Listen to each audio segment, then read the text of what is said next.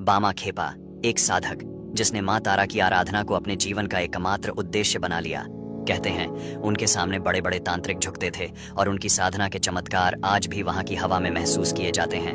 कौन थे बामा खेपा और कैसे उनके जीवन में इतने रहस्य और चमत्कार जुड़ गए? आइए इस अनसुलझे अध्याय को खोलते हैं। पुराणों में जिन 51 शक्तिपीठों का उल्लेख किया गया है, उनमें 5 तो पश्चिम बंगाल के बीरभूम जिले में हैं। इनके अलावा देश में सिद्धपीठ और उपपीठ भी हैं। बीरभूम जिले में तारापीठ की गिनती सिद्धपीठों में होती है। मान्यता है कि वशिष्ठ देव ने तारापीठ की प्राण प्रतिष्ठा की थी। युग बीतते गए और इस श्मशान में असंख्य तंत्र साधक आते रहे। आनंदनाथ की शिष्य परंपरा में मोक्षदानंद ने भी तारापीठ में शक्ति को सिद्ध किया। बाबा मोक्षदानंद के समय ही तारापीठ में एक और महान तंत्र साधक पहुंचे। नाम था कैलाशपति बाबा। यही समय था जब सन 1828 में बीरभूम जिले के अलटा गांव में गरीब ब्राह्मण सर्वानंद चट्टोपाध्याय के घर एक बालक का जन्म हुआ। बालक इतना सरल कि उसे सांसारिकता का कोई ज्ञान ही नहीं। नाम था वामाचरण, लेकिन लोग उसे हावड़े कहकर बुलाते।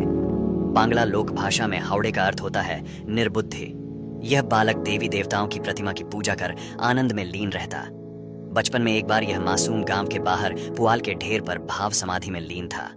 पुआल में आग लग गई। लोग चिल्लाने लगे, लेकिन बालक की समाधि तो टूट ही नहीं रही थी। बालक बच गया। लोगों ने देखा कि वह आनंद मग्न था। साधक बालक की उम्र बढ़ी तो परिवार का बोझ भी बढ़ा, लेकिन बालक के मन में मां तारा की अगाध भक्ति का दीप जल गया था। बालक को काम दिया गया कि वह तारामयी को अर्पित करने के लिए बगिया से फूल चुनकर लाएगा। वह फूल की डाल पकड़ खड़े खड़े ही घंटों समाधि में लीन रहता। राह चलते जो फूल मिल जाते, उन्हें ही पत्ते में रखकर तारा मां के नाम से अर्घ्य निवेदित कर देता। आम लोगों की दृष्टि से उलट तरुण वामा अज्ञात रूप से तारामय होते चले गए। वामाचरण कभी कभी मंदिर की देखरेख का जिम्मा उठाने वाले दुर्गादास सरकार के घर भी जाते। वहां तारापीठ के कौलाचार्य कैलाशपति बाबा भी आते थे। हावड़े पूरे मन से कैलाशपति बाबा की सेवा करते। कैलाशपति बाबा से मिलने हावड़े तारापीठ के श्मशान भी जाते। मन में मां तारा की भक्ति उफान मारने लगी थी। भक्ति में लीन बालक हावड़े को लोग कहने लगे थे क्षेपा। क्षेपा मतलब पागल। नाम पड़ चला वामाक्षेपा। घर में रोटियों के लाले थे, लेकिन वामाक्षेपा तो संसार में रहते हुए भी संसार से मुक्त हो चुके थे। श्मशान की तरफ द्वारक नदी बहती है। एक दिन नदी में बाढ़ आ गई। वामाक्षेपा के मन में भी तरंगे उठ रही थीं। अधीर वामाक्षेपा नदी में तैरते हुए उस पार चले गए। वहां कैलाशपति बाबा की कुटिया थी। वामाचरण उनके चरणों में गिर पड़े। कैलाशपति ने कहा, वामा, तुम जिस मुक्ति के लिए इतना व्याकुल हो, वह शीघ्र मिलेगी। अब वामाक्षेपा का नया घर था श्मशान। न कोई कुटिया, न कोई चबूतरा। वामाखेपा की जीवन गाथा में कई रोचक और अनोखी घटनाएं शामिल हैं, जो उनकी आध्यात्मिक यात्रा और दिव्यता को दर्शाती हैं। यहां एक अनूठी घटना का वर्णन है। एक बार की बात है जब बामा खेपा एक रात श्मशान घाट पर साधना कर रहे थे। आधी रात का समय था। चारों ओर सन्नाटा छाया हुआ था और केवल चिता की धीमी लौ जल रही थी।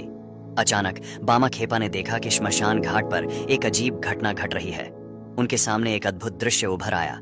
श्मशान में अचानक कई आकृतियां प्रकट होने लगीं, जो एक विशाल बारात की तरह लग रही थीं। ये बारात मृतात्माओं की थी, जिन्हें साधारण लोग भूत समझते थे। वह पूरी बारात बामा खेपा के चारों ओर नाचने लगी और उन पर हंसने लगी, मानो वे उनका मजाक उड़ा रही हों। लेकिन बामा खेपा ने उनकी ओर ध्यान नहीं दिया। वे एकाग्र होकर देवी तारा का ध्यान करते रहे। कुछ समय के बाद जब उन आत्माओं ने देखा कि बामा खेपा उनसे जरा भी भयभीत नहीं हो रहे हैं, तो वे उनके पास आईं। उनमें से एक आत्मा ने बामा खेपा से पूछा, क्या तुम हमसे नहीं डरते? बामा खेपा ने मुस्कुराते हुए उत्तर दिया, डरने की क्या बात है? तुम भी तो माँ तारा के ही बच्चे हो, जैसे मैं हूं।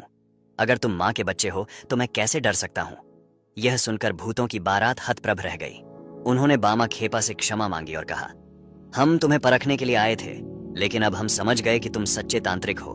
माँ तारा का आशीर्वाद तुम्हारे साथ है। इसके बाद वह बारात अदृश्य हो गई और श्मशान फिर से शांत हो गया। बामा खेपा उसी स्थिति में ध्यानमग्न रहे, मानो कुछ हुआ ही ना हो। इस घटना के बाद श्मशान घाट पर आत्माओं का विचरण कम हो गया और यह जगह बामा खेपा के साधना स्थल के रूप में प्रसिद्ध हो गई। यह कहानी बामा खेपा की आत्मिक शक्ति और उनके निर्भय स्वभाव को दर्शाती है। उनके लिए भूत प्रेत या कोई भी अलौकिक शक्ति देवी तारा के आगे नगण्य थी। उनका समर्पण और साधना का स्तर इतना ऊंचा था कि वे किसी भी भय या बाधा से प्रभावित नहीं होते थे। वामाक्षेपा के तारापीठ के कौलाचार्य बनने की कथा भी दिलचस्प है। कहा जाता है कि अघोर पंथ के तंत्र साधक वामाक्षेपा की उम्र 18 साल की भी नहीं हुई थी। वह मोक्षदानंद और कैलाशपति के निर्देशन में घोर तपस्या कर कई सिद्धियां प्राप्त कर रहे थे। एक दिन वामाक्षेपा ने गुरु कैलाशपति के लिए चिलम भरी, लेकिन उसे खुद ही पीने लगे। कैलाशपति को एहसास हो गया कि उनका काम अब तारापीठ से खत्म हो चुका है। वामाक्षेपा को तारापीठ के कौलाचार्य पद पर बैठा मोक्षदानंद वहां से चले गए। यह कहानी बंगाल के उस अद्भुत योगी वामाक्षेपा की है, जिनके जीवन में देवी मां तारा से इतना गहरा नाता था कि लोग उन्हें मां तारा का पुत्र मानते थे। लेकिन उनकी भक्ति साधारण नहीं थी, वह हर रीति रिवाज, हर परंपरा से अलग थी। एक दिन जब मंदिर के पुजारियों ने देखा कि वामाक्षेपा ने प्रसाद मां तारा को अर्पित करने से पहले खुद खा लिया, तो गांव में हंगामा मच गया। पंडितों और गांव वालों ने वामाक्षेपा की जमकर पिटाई की और उन्हें श्मशान में फेंक दिया। पर वामाक्षेपा ने हार नहीं मानी। उन्होंने मां तारा से सवाल किया, मैंने क्या गलत किया जो तुमने मुझे पिटवा दिया? उनकी मासूम नाराजगी एक बेटे की तरह थी जो अपनी मां से रुठकर जंगल में जा बैठता है। लेकिन मां तारा ने यह बर्दाश्त नहीं किया। उसी रात मां तारा ने रानी के सपने में आकर क्रोध से कहा, मेरे पुत्र को मंदिर से हटाने का अंजाम पूरे गांव को भुगतना पड़ेगा। रानी ने जब यह सुना तो उन्होंने तुरंत वामाक्षेपा को मनाने के लिए अपने सेवकों को भेजा। वामाक्षेपा की पूजा का तरीका चाहे जैसा हो, मां तारा ने उसे स्वीकार कर लिया था और तब से वामाक्षेपा का मंदिर पर अधिकार हो गया। यह वह रिश्ता था जहां मां तारा स्वयं वामाक्षेपा को अपने हाथों से भोजन कराती थीं। सांसारिक चीजों से दूर वामा मंदिर के गर्भगृह में वैसे ही रहते जैसे एक नन्हा बालक अपनी मां के पास रहता है। वह अपनी मां की गोद में ही पेशाब करते।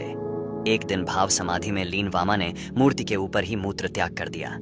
इस बात से वहां जबरदस्त तनाव फैल गया।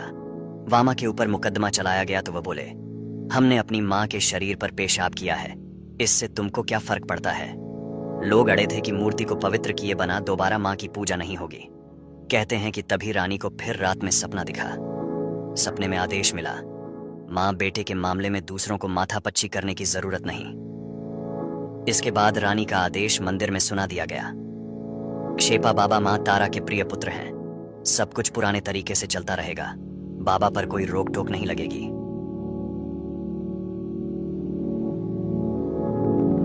सनातन परंपरा में भक्त और भगवान के निर्विकार रिश्ते के हजारों उदाहरण मिलेंगे, लेकिन सारे सांसारिक बंधनों से दूर वामाक्षेपा भक्ति के चरम पर थे। जब कोई उनसे पूछता कि आप नग्न क्यों रहते हैं, तो वह जवाब देते, मेरी मां नग्न, मेरे पिता नग्न तो मैं भी नग्न, तुमको क्या फर्क पड़ता है? श्मशान में सेमल के पेड़ के नीचे वशिष्ठ देव के पंचमुंडी आसन से सटकर वामा बाबा सोए रहते थे, इस सिद्ध पीठ के जागृत भैरव के रूप में। क्षेपा बिल्कुल दिगंबर थे। लंबे कृष्ण वर्ण शरीर में भीम भैरव कांति फूटती थी। मदिरा और गांजे का असर ऐसा कि बड़ी बड़ी आंखें जवा के फूल की तरह लाल रहती। लेकिन जिज्ञासुओं को पता था कि इस शरीर में एक आत्मभोला देव शिशु झांक रहा है।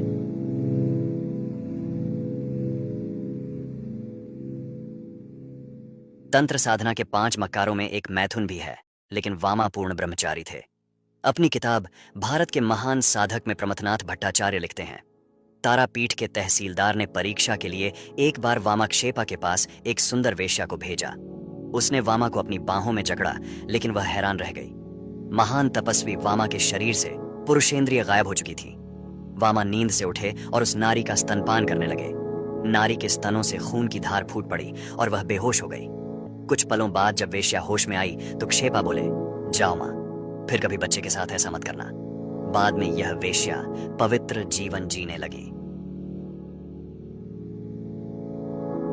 जीवन मुक्त तांत्रिक वामाक्षेपा की अलौकिक लीलाओं के बीच वह तारा देवी के भक्तों के प्रति विशेष दयालु रहते थे। बताया जाता है कि एक दिन मंदिर की सीढ़ियों पर बुरी तरह बीमार भक्त पहुंचा। उसकी सांस उखड़ने ही वाली थी। वामा ने अपने हाथ से उसे स्पर्श किया। भक्त एकदम ठीक हो गया। उनके हाथ से मिले तारामयी के चरणामृत और श्मशान की रज से अनगिनत रोगी एकदम ठीक हो गए।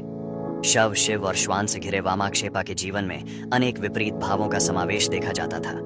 कभी उन्मत्त, कभी बालक, तो कभी पिशाचवत। उनसे जुड़ी एक और कहानी बताई जाती है। एक दिन वामाक्षेपा श्मशान में सो रहे थे। कुछ लोग एक खाट पर रोगी को लेकर पहुंचे। रोगी मरने वाला था। वामाक्षेपा ने पूछा, यहाँ क्यों लाए हो इसे? बहुत पापी है, घुल घुल कर मरेगा। रोगी का रिश्तेदार वामाक्षेपा के चरणों में गिर पड़ा। वामा अचानक उठे और रोगी का गला पकड़कर जोर से दबाने लगे। रोगी ऐसे छटपटाया कि प्राण निकल जाएंगे। लोगों को लगा कि क्या वामा बाबा अब खून करेंगे। रोगी बेहोश हो चुका था। उसे मिट्टी पर रखकर क्षेपा बोले, जा, बच गया। कुछ देर बाद रोगी उठा और बोला, मुझे भूख लगी है।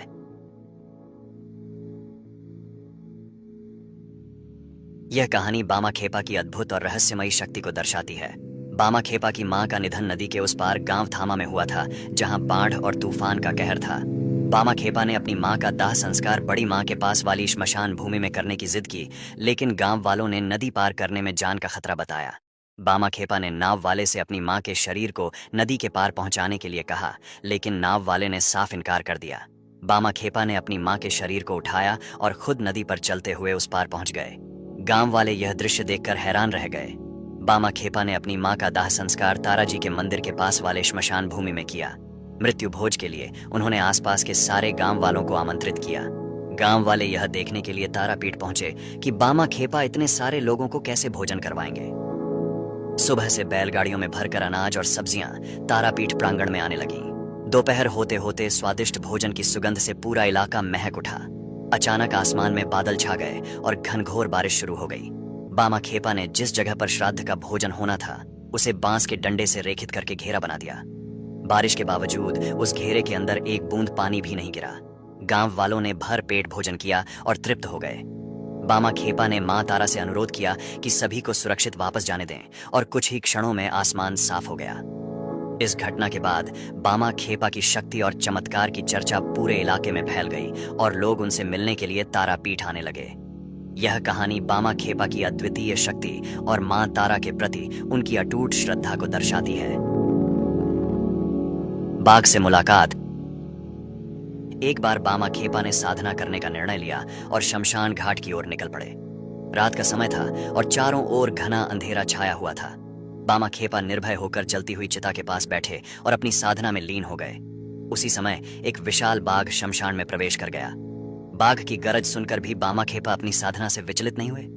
कहा जाता है कि बाघ बामा खेपा के पास आकर बैठ गया और उनकी साधना में कोई बाधा नहीं डाली। बाघ बामा खेपा के चारों ओर चक्कर काटता रहा, लेकिन उन पर कोई हमला नहीं किया। साधना समाप्त होने के बाद बामा खेपा ने बाघ से प्यार से बात की, जैसे वह कोई घरेलू जानवर हो। यह देख वहां उपस्थित अन्य साधक और तांत्रिक अचंभित रह गए। बामा खेपा ने बाघ को तारा मां का संदेशवाहक मानकर उसे भोजन कराया और फिर बाघ शांतिपूर्वक जंगल की ओर लौट गया। इस घटना के बाद बामा खेपा को देवी तारा की कृपा का प्रतीक माना जाने लगा और लोगों का विश्वास और भी गहरा हो गया कि बामा खेपा के साथ किसी भी प्रकार का भय या हानि संभव नहीं थी। एक रात जब वह श्मशान में बैठे हुए थे, अचानक आकाश में बिजली कड़की और चारों ओर अंधेरा छा गया। तभी एक महिला रोते हुए उनके पास आई और उनसे प्रार्थना करने लगी कि उसकी मृत बेटी को फिर से जीवित कर दें। वह महिला अत्यधिक दुखी थी और बामा खेपा से मदद की गुहार लगा रही थी। बामा खेपा ने उसे सांत्वना दी और उसकी बेटी की चिता के पास जाकर कुछ देर तक ध्यानमग्न हो गए। फिर उन्होंने अचानक चिता के पास जाकर अपनी कमर से एक कपड़ा निकाला और उसे चिता पर फैला दिया। इसके बाद वह देवी तारा का नाम जपते हुए साधना करने लगे। कुछ ही समय बाद उस मृत लड़की ने अचानक से सांस लेना शुरू कर दिया। उसकी मां ने देखा कि उसकी बेटी पुनः जीवित हो गई है। यह देखकर गांव वाले अचंभित हो गए और बामा खेपा की दिव्य शक्तियों को मानने लगे। बामा खेपा ने उस घटना के बाद कुछ नहीं कहा, बस मुस्कुराते हुए वापस अपनी साधना में लीन हो गए। उनके लिए यह घटना उनकी साधना का एक हिस्सा थी, जबकि गांव वालों के लिए यह एक चमत्कारिक घटना थी। अघोर साधना के इस कठोर पथ से गुजर वामा खेपा दिव्य आत्मा का स्वरूप धारण कर चुके थे। उनके प्रिय श्वान दल के 4 कुत्तों के नाम केलो, फूलो, लाली और श्वेत फूली थे। वामा और उनके श्वान कई बार आपस में भोजन की छीना झपटी भी करते थे। महान संत निगमानंद ने भी तारापीठ के श्मशान में आकर शरण ली थी।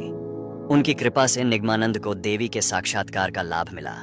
भक्तों को पहले से दी गई सूचना के बाद 1911 में देवी तारा के इस पुत्र ने अपना शरीर त्याग दिया था।